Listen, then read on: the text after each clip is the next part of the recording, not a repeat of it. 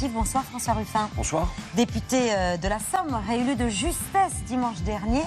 Vous nous expliquerez pourquoi vous avez pris cette décision de rompre définitivement avec la France Insoumise et Jean-Luc Mélenchon en particulier. Mais tout de suite, retour avec vous, Laurent, sur une campagne éprouvante pour notre invité. Oui, campagne qui a démarré avec la dissolution surprise du président de la République et immédiatement, François Ruffin, vous avez appelé à l'union de la gauche. Il nous faut une gauche unie. Il faut arrêter les conneries. J'en appelle Marine Tondelier, Olivier Faure, Fabien Roussel, Emmanuel Bompard pour qu'on se range derrière une barrière commune, une barrière Front Populaire. Parce que, on l'a vu dans l'histoire de notre pays, on est capable d'un sursaut. Et la campagne démarre tambour battant avec au départ une certaine émulation et des militants qui imaginent déjà la victoire de leur champion dans la Somme. Ça peut mettre un rebond, un sursaut. Peut-être aussi que l'urgence peut motiver encore plus. Front Populaire ! Front Populaire ! Il est très apprécié dans sa circo, il est très présent sur le terrain. Mais le RN vient à ce moment-là de remporter les européennes. L'extrême droite est en position de force malgré une campagne et des candidats parfois hésitants. Il y a une deuxième mesure qui est faite par le Rassemblement national, c'est la baisse de la TVA pour les produits de première nécessité. Vous l'avez supprimé hier. Tout à fait. Le programme du Rassemblement national n'est plus accessible sur le site du Rassemblement national. Mais c'est toujours d'actualité alors ? Oui, tout à fait. Est-ce qu'on pourrait demander la VAR, s'il vous plaît, pour voir si... Le RN vire quand même en tête dans près de 300 circonscriptions, dont la première de la Somme. François Ruffin, à ce moment-là, est distancé. Il est évident qu'il y a un bon nombre d'électeurs de centre-gauche modérés qui vont se dire que quand même vaut mieux un visage humaniste comme celui que je présente maintenant depuis 7 ans, qui défend les gens, qu'importe qu'ils habitent la France des Tours ou la France des Bourgs. Un front républicain se met en place dans la Somme, comme dans plus de 210 circonscriptions en France. La candidate du camp Macron se retire. Mais à gauche, la direction d'LFI s'oppose à des dissidents. Autun, Ruffin, Corbière, Garrido notamment. Sur le terrain, Mélenchon devient toxique. Le problème en ce moment, le problème pour gagner, c'est Mélenchon. Je le comprends 1000 fois par jour et je le comprends parce que je risque de perdre à cause de ça. Donc bravo. Le torchon brûle et sur ses tracts, François Ruffin acte son départ des Insoumis de Jean-Luc Mélenchon. On a vécu 3 semaines dures parce qu'on a un boulet. C'est Mélenchon, Mélenchon, Mélenchon, Mélenchon comme obstacle au vote. Dans les terres populaires de province, ça bloque quoi. Et François Ruffin fait du porte-à-porte pour tenter de convaincre chaque électeur qu'il n'est plus du camp Mélenchon. Mais il va prendre une volée de bois vert du leader insoumis. Il ne nous rend pas service à tous les autres en se comportant comme il le fait là. Il y a une règle de météo politique, Gilles Boulot. Quand le vent souffle fort, il emporte aussi les girouettes. Victoire à l'arraché ou victoire à la Pyrrhus finalement. En tout cas, François Ruffin, comme la gauche, termine la course en tête. Pas de majorité absolue, sans alliance inédite à l'Assemblée. Tout est maintenant à construire, avec ou sans le centre par exemple, ou avec ou sans les Insoumis. Liberté, égalité, fraternité. Et à la fin, c'est nous qu'on a. Et à la fin, c'est nous qu'on a. Merci à vous tous. François Ruffin, si vous avez gagné dimanche dernier de justesse, c'est parce que vous avez officialisé votre rupture avec Jean-Luc Mélenchon. Il y a eu un avant et un après. D'abord, je veux revenir sur le mois qui vient de s'écouler. Il y a un mois, au soir des élections européennes, on avait une gauche en miettes avec le moral dans les chaussettes. Donc, on peut considérer quand même qu'on a obtenu un sursis, un répit. Pour moi, j'en parle avec gravité, c'est une dernière chance pour la France. Maintenant, parce que c'est une victoire différée pour la vague le monte, Rassemblement national. La vague monte et toute la question est comment on va l'endiguer. Et parce qu'il n'y a plus une marche à monter pour le Rassemblement national. Il y a une demi-marche maintenant. Et je veux que la question qui est posée ne soit pas d'une querelle personnelle avec Jean-Luc Mélenchon. C'est une question de ligne. C'est une question de ligne et qui est discutée par moi. Je l'ai dit, je l'ai redit, je l'ai écrit, je l'ai répété sur quelle est la ligne qu'on propose pour le pays. Est-ce qu'on parvient à avoir un discours qui parle à la fois à la France des Tours et à la France des Bourgs, ou est-ce qu'on ne parle qu'à l'une? C'est déjà parce que plus Jean-Luc Mélenchon parle, plus il poussait vos électeurs à voter Rassemblement National. Il est évident que, en tout cas, ça ne faisait pas venir les électeurs à nous, c'est le moins qu'on puisse dire. Et qu'à partir du moment où j'ai dit je ne siégerai plus à la France Insoumise, on a récolté des voix par centaines. Autrement dit, Jean-Luc Mélenchon, il faisait plus peur que Jordan Bardella. Mais en tout cas, au porte-à-porte, il fait peur. La France Insoumise fait peur. Moi, je le dis, je n'ai pas de problème avec Jean-Luc Mélenchon, je n'ai pas de rancœur personnelle. Moi, je veux bien déjeuner demain avec lui et continuer à parler de philosophie. En revanche, j'ai un désaccord sur comment on parle aux gens et de quoi on leur parle. Qu'est-ce qui fait peur chez Jean-Luc Mélenchon? Je ne vais pas en rester à la question. Chez cette ligne, la France Insoumise. je caractérise ça en disant on a une stratégie Terra Nova avec le ton du NPA. La stratégie Terra Nova, c'est quoi? C'était la gauche socialiste, François Hollande à l'époque, qui dit voilà, on n'aura pas les ouvriers, c'est perdu, c'est fini, on ne parviendra pas à les récupérer. Et donc, à partir de ce moment-là, on se concentre sur les quartiers populaires et sur la jeunesse diplômée. La France Insoumise a décidé de faire la même chose.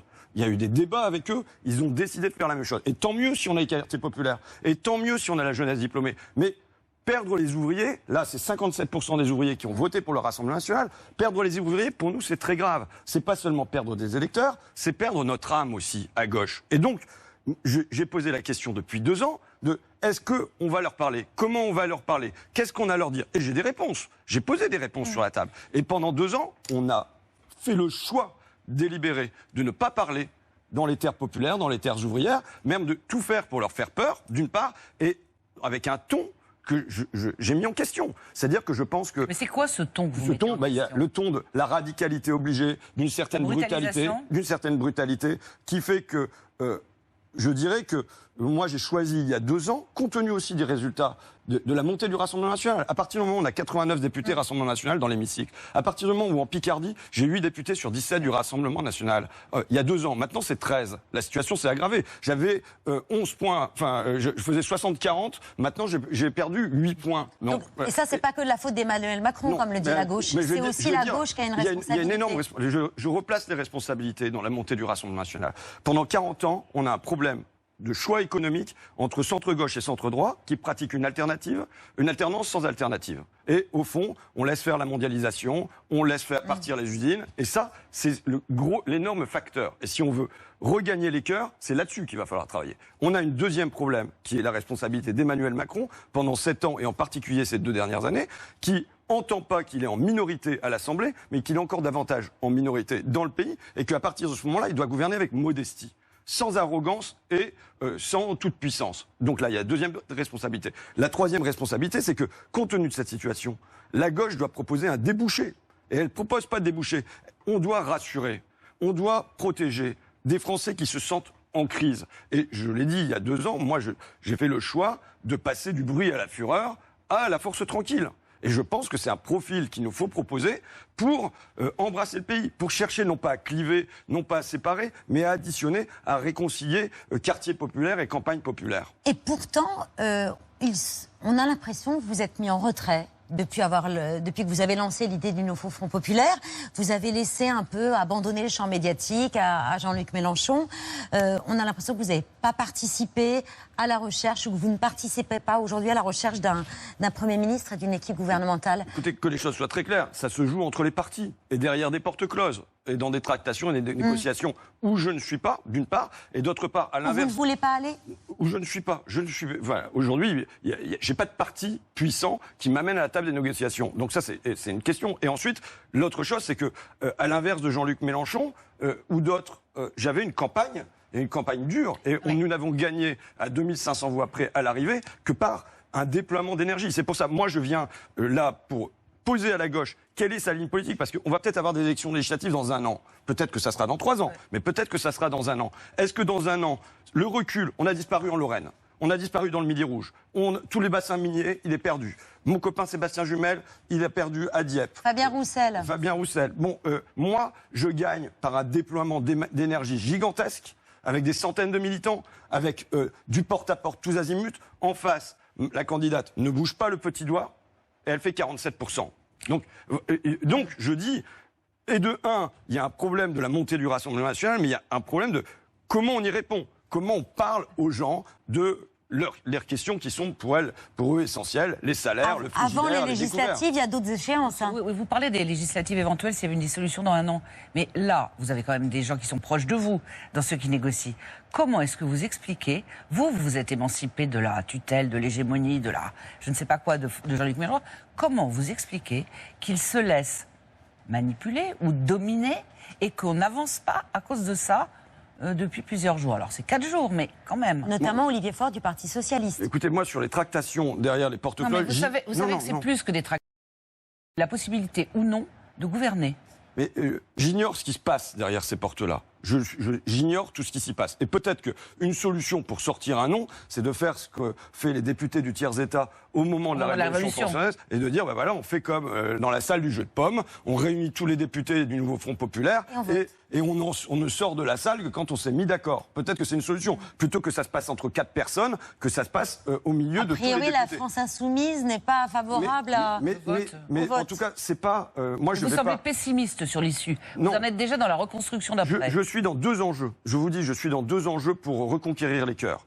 Il nous faut aujourd'hui un gouvernement qui réponde aux urgences. Donc je vais poser plusieurs urgences qui sont déjà de réparer ce qui a été fait par Emmanuel Macron. La première crise produite par Emmanuel Macron, c'est une crise fiscale. C'est la suppression de l'impôt de solidarité sur la fortune, au moment où il va taxer les CSG sur la retraitée, au moment où il supprime les emplois aidés, au moment où il supprime les appels sur les locataires. Grande mesure d'injustice. On rétablit la justice fiscale, ça veut dire des taxations sur les super profits, mais aussi un retour de l'ISF. Et ce sera une blessure en moins. Deuxième temps de crise, c'est la crise des Gilets jaunes. Avec, là, surgit la demande de référendum d'initiative citoyenne. Je pense qu'il y a une demande des citoyens de reprendre le destin commun en main. On leur offre cet outil-là. Troisième crise, la crise Covid, où Emmanuel Macron dit il faudra se rappeler que le pays tout entier repose sur ces femmes et ces hommes que nos économies reconnaissent et rémunèrent si mal. Ils n'ont eu aucune reconnaissance. La rémunération a au contraire baissé de 5%. Donc les salaires. Quatrième crise, qui est la crise sur les retraites, où on impose contre 8 salariés sur 10, contre tous les syndicats unis et contre une majorité de députés à l'Assemblée, cette réforme des retraites. Eh bien, on abroge la retraite à 64 ans. Vous voyez ça? Et si on fait ces 4 points-là, on trouve des points qui font consensus très large dans la société et qui sont des points de concorde. Qui pour mettre en œuvre ce programme? Est-ce qu'il faut raisonner comme le fait Raphaël Glucksmann, qui appelle justement à faire attention au déni de réalité, parce que la gauche ne doit pas se comporter comme si elle avait la majorité absolue et un président issu de ses rangs. C'est pas le cas. Il faut peut-être accepter de travailler avec quelques-uns de ses adversaires, ne pas être sectaire. Je pense qu'il faut un gouvernement de gauche, mais que derrière, il doit y avoir des majorités sur les projets.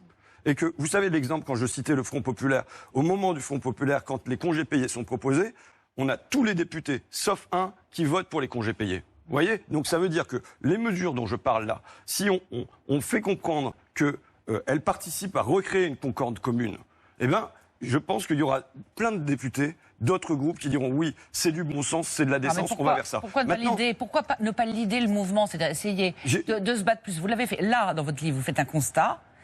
Et moi, l'impression que j'ai, en vous écoutant, c'est que vous avez acté le fait que Jean-Luc Mélenchon souhaite faire capoter toute l'opération parce que son intérêt est plus de construire le bruit et la fureur plutôt que d'accéder au gouvernement. Mais là, aujourd'hui, dans la situation présente, je suis pas en train de dénoncer Jean-Luc Mélenchon. Mais je veux pas vous le faire dénoncer. Non, mais non. Je vous dis, mon désaccord, il est sur la ligne dans la durée.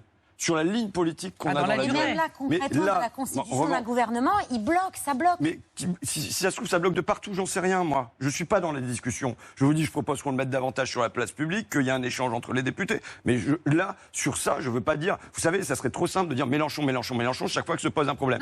J'ai un problème, je le dis, j'ai un problème de ligne politique. Non, mais il y a peut-être des électeurs qui regardent tout ça, et vous êtes quand même une figure de la gauche, et qui se disent pourquoi ils nous lâchent à ce moment-là. Là, ils sont en train de construire quelque chose, et vous n'y êtes pas, Raphaël Glucksmann n'y est pas. Mais non, mais alors que je le dise, mais c'est de la même manière que quand j'ai dit Front populaire, soyons unis, le lendemain, c'est reparti entre la main des partis. Ce qui est peut-être un souci. Alors que c'est votre idée, là, le slogan, enfin la rénovation de l'idée. Et après, je veux dire, ce qui me paraît juste, non, on ne doit pas faire comme si on avait la majorité.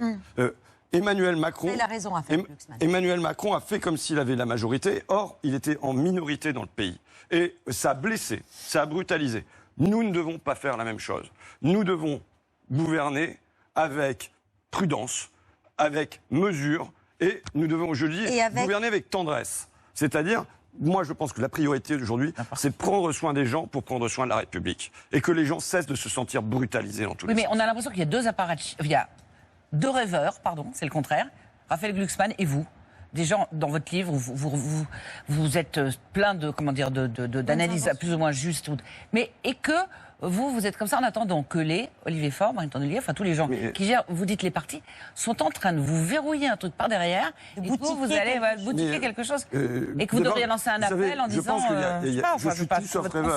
je pense qu'il y a malheureusement pas beaucoup de monde qui a autant les pieds sur terre et qui est ramené à une dure réalité que je peux vous raconter. Avec des idéaux, en tout cas. Avec ce que ça signifie, je veux dire, moi je peux vous parler des éboueurs de la ville d'Abbeville. Mais rêveur, ça ne veut pas dire qu'il n'est pas dans le terrain. Je vais vous en parler 30 secondes parce qu'il faut ramener du réel ici. Les éboueurs de la ville d'Abbeville, quand ils me parlent de leur existence, ils sont à découvert le 6 du mois, ils ont un message du Crédit Agricole parce qu'ils dépassent leur découvert ordinaire et pour certains, ils font l'aumône auprès de leur famille, auprès de leur mère, parce qu'ils sont papa et célibataires pour leurs 2 enfants. Voilà la situation dans laquelle des gens se retrouvent sous l'eau. Et faut comprendre ce que ça signifie d'humiliation, c'est-à-dire que ça a des conséquences qui sont à la fois des conséquences matérielles, comment on peut vivre, comment on peut payer des activités à ses enfants, mais ça a aussi des conséquences spirituelles. Je travaille, je me lève tôt le matin, je vais au boulot, j'ai mal au dos, je rends service à la société en évacuant les poubelles, et à la fin, je n'ai pas de quoi vivre. Donc, rappeler qu'on est là, moi je sais pourquoi je suis là. Je sais que je peux vous dire, quel que soit le Premier ministre, quelle que soit la majorité qui se dessine, quel que soit le gouvernement, s'il y a un projet qui est bon pour les Français et qui permet simplement que tous les Français, tous les habitants de notre pays vivent un peu mieux, que les gens puissent vivre de leur travail, bien en vivre et bien le vivre et pas en survivre, je voterai tous les projets de loi, qu'importe la personne qui est. Et c'est ce que j'ai fait. Depuis 7 ans, je fais ça. Quand sur les auxiliaires de vie, on gagne un caddie, 50 €, je le prends, parce que je sais ce que ça signifie pour les gens. Maintenant, je souhaite que, là aujourd'hui, il faut débloquer, parce que les gens sont sous l'eau. Ils sont sous le niveau de l'eau. Donc c'est pas seulement un déblocage institutionnel, mais derrière, il faut se dire, voilà, notre objectif, c'est de faire que les gens puissent respirer, quoi. Ces gens qui respirent pas, certains ont voté pour le RN. Ils sont un peu plus de 10 millions d'électeurs qui ont donné leur voix au Rassemblement national dimanche dernier. Et lundi matin, beaucoup se sentaient abandonnés. Nous sommes abattus. Je me doutais qu'il y aurait un renversement. Ah oui. On verra en 2027. En espérant qu'il passe. Très déçu. Les macronistes sont arrivés en 2e position, le RN en 3e position, alors que c'est pas du tout logique. Parce qu'eux se sont regroupés, ils se sont mis à 3-4. C'est pas de bonne guerre. On sait pas où on va aller. Leur programme, c'est quoi? Le social encore? Arrêtez. Le social, l'immigration. Non, mais c'est surtout l'avenir de ce qui va se passer maintenant. C'est ça qu'on a peur. Vous accusez la gauche, et vous l'avez encore fait sur ce plateau, d'avoir laissé des zones géographiques entières au Rassemblement national. Jean-Luc Mélenchon lui répond que de toute façon, ces terres-là n'ont jamais accepté la démocratie et la République. C'est donc une stratégie assumée de sa part? Mais, c'est une phrase qui m'a stupéfaite au lendemain des élections législatives de 2022, quand il y a 89 députés RN qui rentrent à l'Assemblée et qu'on arrive avec ce résultat. Oui, Jean-Luc nous dit que ce sont des terres qui n'ont jamais accepté la démocratie et la République. On parle du Pas-de-Calais, on parle de la Picardie, on parle du Midi Rouge, on parle de régions qui ont envoyé des députés socialistes et communistes pendant un siècle par paquet les yeux fermés. Donc oui, il y a un choix. C'est pour ça que l'opposition est une opposition de fond. Il y a un choix qui est de dire qu'on abandonne ça. Et les nouveaux textes qu'il peut publier sur son blog, qui parlent de la nouvelle France, sans doute que, pour partie, j'habite dans la vieille France. Mais moi, je veux faire cohabiter toutes les Frances. Et je pense qu'il n'y a pas, on va pas trier. Je veux la France des bourgs et la France des tours. Je veux regarder ce qu'il y a de commun sur vivre de son salaire, c'est commun, sur pouvoir élever ses enfants, qu'il y ait une place pour chacun, qu'on ait une école qui soit un pilier de la République, qu'on ait un hôpital qui soit un pilier de l'État social. Il y a moyen de faire France ensemble. Dans mon livre, je disais déjà, il nous faut faire France ensemble. Lui, à la présidentielle, il disait qu'il voulait parler aux fâchés, pas fachos. Moi, je suis d'accord. Vous savez, je parle à tout le monde. Quand on est dans une terre comme la mienne, on n'a pas le choix que de tenter de convaincre tout le monde. Et de chercher du commun. Justement, est-ce que vous considérez qu'il y a des sujets qui n'ont pas été abordés? Vous parlez, vous racontez quand vous faites votre campagne, vous tombez sur des gens qui vous disent l'assistanat, genre nous on bosse, et puis il y en a d'autres qui touchent des allocs sans rien faire. Est-ce que vous considérez que ça se traite, ça s'explique? Comment on fait? Et c'est pas forcément Marine Le Pen ou l'extrême droite ou la droite qui dit ça. Vous êtes confronté à ce problème, qu'est-ce que vous leur dites? Ce que je dis, c'est constamment, je vais vous donner un exemple. Je suis à Ailly, dans une petite commune de chez moi, chez un club de personnes âgées qui est en train de déjeuner le midi, et une mamie me dit regardez mes lunettes, j'ai été remboursé que de 9 centimes, alors que les immigrés, ils ont ce qu'ils veulent, en gros, quoi. Je dis, attendez, est-ce que vous croyez que c'est en allant chercher plus malheureux que nous qu'on va s'en sortir? Il y a 2 jours, à l'époque, les Échos publient à leur une 145 milliards d'euros de profit pour le CAC 40. Où est-ce qu'on va chercher l'argent? C'était pas la question de Ma question, c'est est-ce qu'il faut... Vous dites à un autre moment dans votre livre plus loin qu'il ne faut pas faire le tri entre les gens. C'est-à-dire, il ne faut pas dire il y a les pauvres, il y a les riches, et puis les autres, on s'en fout.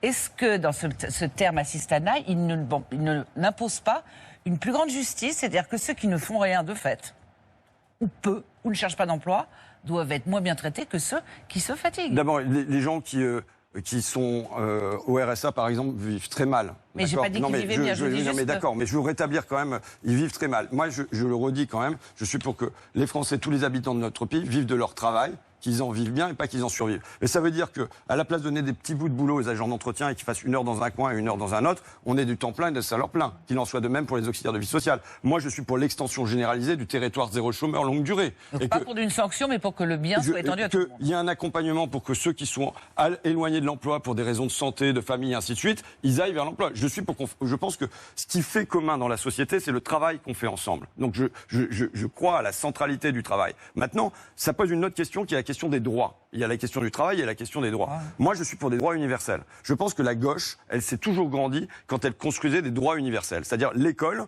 on n'a pas dit « Ah ben les enfants de Bernard Arnault, finalement, ils sont assez riches, ils vont payer l'école ». Non. Ça pour la sécurité sociale aussi. La sécurité sociale, on l'a pas fait, on l'a fait pour tout le monde. Et je suis pour qu'on ait des droits universels qui soient pas fonction de conditions, de soustraction, de critères et ainsi de suite, mais qu'on construise des droits universels. Et qui font que on est une France du milieu qui se disent pas, c'est la phrase qui revient, moi j'ai droit à rien. Et en fait, qui s'opposent d'un côté à ceux qui ont besoin de rien et qui n'ont pas besoin d'un État protecteur parce qu'ils s'en sortent, parce qu'ils sont assez riches pour ça, et de l'autre côté, qu'il y ait des allocations qui soient données de manière injuste pour cette France du milieu. Donc là, il y a un grand souci à avoir de cette France du milieu. Ça fait partie des 3 trous que je pointais. Il y a un trou géographique, c'est la France des bourgs, un trou social, c'est aujourd'hui la France des ouvriers et des employés, et il y a un trou démographique qui est la France des personnes âgées. Il ne faut pas traiter les gens de fachos, les gens du RN. Est-ce qu'on a vu trop facilement... En tout cas, je veux dire que le racisme doit être affronté.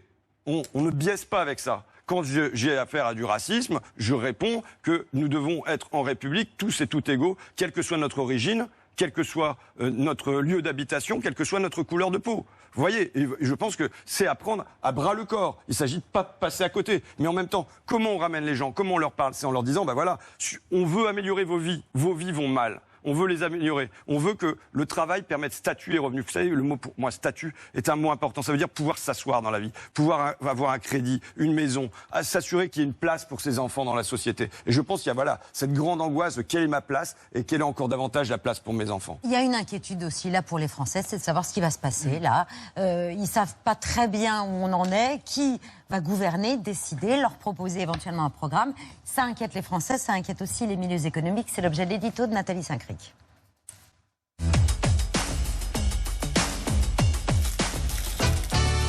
Nathalie, il semble que nous ne soyons pas au bout de nos peines pour le gouvernement. On fait du surplace. Oui, on pourrait ne pas avoir l'épilogue de la série télé Qui va gagner Matignon et surtout Pourquoi faire avant quelques jours. Et si certains s'en remettent, comme vous tout à l'heure, au man de François Mitterrand, reprenant lui-même Cervantes et son « il faut donner et laisser du temps au temps », eh bien, finalement, la version vulgaire, c'est « il n'y a pas le feu ». Je ne suis pas sûr que ce point de vue soit partagé par les TPE, par les PME, les entrepreneurs du BTP ou tout simplement ceux qui attendent un CDI ou leur feuille d'impôt à venir, ou encore ceux qui espèrent la hausse du SMIC. Alors, le second tour, on a l'impression que c'était une éternité. C'était il y a 4 jours, certes, mais il y a un certain nombre de personnes qui n'ont pas l'air de se presser. Emmanuel Macron estime dans sa lettre hier qu'il faut laisser un peu de temps aux forces politiques pour bâtir des compromis. C'est assez logique après qu'il ait lancé la bombe à fragmentation dont on connaît encore les effets en dissolvant. Mais il n'est pas le seul. Écoutez Gérard Larcher qui lui aussi prophétise un train de sénateurs. Et plaider pour que nous prenions du temps, que nous enjambions, je suis très clair, la période importante où nous accueillons le monde aux Jeux Olympiques et aux Jeux Paralympiques. enjambée, dit le président du Sénat. C'est quand même un peu bizarre. Oui, c'est un peu bizarre parce qu'on sait la photo du 14 juillet, qu'elle soit baroque, on le sait déjà, que ce soit pas les meilleures conditions pour accueillir les Jeux Olympiques et qu'on frôle le ridicule. Il n'y a pas de doute, mais il y a quand même beaucoup plus grave. Mercredi 17, dans quelques jours, veille de la rentrée à l'Assemblée, Emmanuel Macron acceptera la démission de Gabriel Attal et de tout le gouvernement. Et en attendant la suite, il s'agira pour le gouvernement sortant et sorti de faire, comme on dit, d'expédier les affaires courantes, c'est-à-dire de faire le strict minimum. Alors, pour que l'État tourne, il faudrait quand même que les choses s'accélèrent. Quid de la préparation de la rentrée scolaire? Vous tenez beaucoup et vous parlez beaucoup de l'école, de l'hôpital, du budget, même si Bruno Le Maire a tout lancé comme si il était là pour une éternité. Le pouvoir d'achat, quelles prévisions? Les retraites, quelle évolution? Les impôts, à quoi s'attendre? Les nouvelles embauches, les investissements pour les entreprises, sur quoi tabler? Je vous paie pas toute la liste. Est-ce que pour les Français, c'est-à-dire la société, on économise, on dépense, on achète un pavillon dans les bourgs, comme vous le dites. Et puis il n'y a pas que les riches et le grand capital qui s'inquiètent, ça peut aller aux Français les plus modestes. Et c'est François Villeroy de Galhau, gouverneur de la Banque de France, dont je rappelle qu'il est indépendant et pas à la botte d'un parti, qui le dit. Alors qu'on sort du choc d'inflation, ce qui est la bonne nouvelle, arrive malheureusement un autre choc qui menace, c'est un choc d'incertitude. C'est-à-dire que les chefs d'entreprise que nous interrogeons nous disent leurs inquiétudes sur l'attentisme de leurs clients, qui préféreraient épargner plutôt que consommer, sur le report de leurs investissements et sur le gel de leurs embauches. Alors ça, je crois que ça serait un choc très négatif pour la croissance et pour l'emploi. Alors le tocsin, c'est ça. C'est la cloche qui prévient d'un danger imminent. C'est pas le glas qui annonce la mort et la fin. Non, bien sûr, mais Emmanuel Macron, qui est un adepte de la stabilité fiscale, qui se vantait, à raison, d'avoir fait baisser le chômage, d'être le champion du Choose France, en clair de l'attractivité de notre pays pour les entreprises étrangères, devrait quand même s'inquiéter, parce qu'après tout, c'est lui l'initiateur de ce petit chaos. D'autres, autour de cette table, en le qualifiant, ont été plus cruels, si vous voyez ce que je veux dire. Il y a un tsari à la tête de l'État. Oui, c'est ce que vous aviez dit le soir de la dissolution. Je pense que c'est une folle décision. On peut le dire autrement. Oui, vous auriez pu le dire autrement. Mais bon, en tout cas, j'aime les allitérations, donc j'ai ce problème-là. mais voilà, il est frappé d'une hubris, donc une démesure, comme on dit dans la tragédie grecque, qui a fait prendre des décisions folles et qui fait qu'on joue. Je veux dire, puisqu'il dit qu'il faut donner le temps au temps, je pense que oui, il fallait donner le temps au temps. Qu'on pouvait se dire, à l'automne, il y aura une dissolution. Eh bien, on laisse le temps aux forces politiques de porter des projets, d'avoir du débat d'idées. Moi, dans ma circonscription, j'ai pas eu de débat d'idées. D'habitude, j'ai plein de rencontres avec les agriculteurs, avec les artisans, avec tout ça. Là, ça a été bâclé. Il n'y a pas eu de débat d'idées. Donc, je pense qu'il fallait se donner le temps au temps pour mener, s'il le fallait, cette dissolution. Je dis s'il le fallait, parce qu'à mon sens, la France n'était pas du tout ingérable avec l'Assemblée qui était celle-là. Je pense qu'il y avait la possibilité de faire des choses avec beaucoup plus de mesures et beaucoup plus la recherche de vraies majorités au sein d'une assemblée qui, au fond... Mais vous comprenez l'inquiétude des entreprises ou des consommateurs ou des gens qui avaient prévu de partir en vacances ou qui disent « je ne sais pas où on va ». Je comprends l'inquiétude de tout le monde. Enfin, voilà, je comprends bien qu'on nous met dans un espèce de brouillard. Parce que je souhaite, moi, qu'il y ait un gouvernement de gauche. Je souhaite qu'il y ait des premières mesures qui soient des mesures de concorde nationale et qui permettent de penser un certain nombre de plaies. Mais... on n'a pas la certitude que ce gouvernement puisse tenir. Vous voyez, donc là, on est placé, en effet, dans une très grande incertitude. Pierre. Après, on a les Belges à côté de nous qui ont survécu. Il y a toujours pire, hein. Oui. Et pendant ce temps-là, le camp présidentiel semble se fissurer chaque jour un peu plus. Le président du groupe Renaissance à l'Assemblée sera élu qu'au début de la semaine prochaine. Gabriel Attal, par grand favori, mais on parle maintenant d'une candidature d'Elisabeth Borne qui serait soutenue par Gérald Darmanin. Écoutez ce marcheur de la première heure, l'ancien député Gilles Legendre. Il enterre la Macronie, il parle là d'Emmanuel Macron. Est-ce que le dynamiteur peut être le reconstructeur? Qu'est-ce que vous répondez à cette question-là? Je l'espère encore. Ce qui est certain, c'est qu'il ne peut plus être l'inspirateur des politiques. La Macronie est terminée. Le macronisme, c'est fini. C'est fini. En tant que force de transformation du pays, dans le cadre d'un programme cohérent, c'est terminé. Donc s'il le dit, c'est que la Macronie... Oui, mais vous savez, moi, mon analyse, c'est que de toute façon, dans la durée, le bloc central, il ne cesse de se rétrécir, au moins depuis le traité constitutionnel européen, ce qui fait qu'ils n'ont plus le luxe d'une alternance entre centre-gauche et centre-droit. Ils ont dû se rassembler autour d'Emmanuel Macron. Et en fait, les crises de ces dernières années, crise des Gilets jaunes, crise des agriculteurs, toutes ces crises-là n'ont fait que rétrécir le bloc central libéral. Donc là, il va continuer, à mon sens, à se rétrécir. Voilà le mouvement historique dans la durée. Et malheureusement, et c'est là que je reviens sur mon analyse, sur mon désaccord, c'est que que ceux qui quittent le bloc central libéral, ils ont besoin d'être rassurés, ils ont besoin d'être protégés. Pas de se réfugier, ils ont besoin de chercher une stabilité pour eux, pour leurs enfants, se dire qu'ils vont pouvoir s'inscrire dans la vie. Or, pour l'instant, la gauche n'offre pas ce visage de stabilité, ce visage protecteur, ce visage de force tranquille. Et du coup, ça ne fait que précipiter. Enfin, la gauche a plutôt gagné depuis les dernières élections, mais trop peu comparé à ce que le Rassemblement national gagne. C'est-à-dire que ce rétrécissement du bloc central profite aujourd'hui nettement plus à l'extrême droite qu'il ne profite au bloc de gauche. Aussi, je pense, pour des raisons de profil politique qu'on présente. Merci François Ruffin. Vous restez avec nous pour la story de Mohamed et le reste de l'actualité.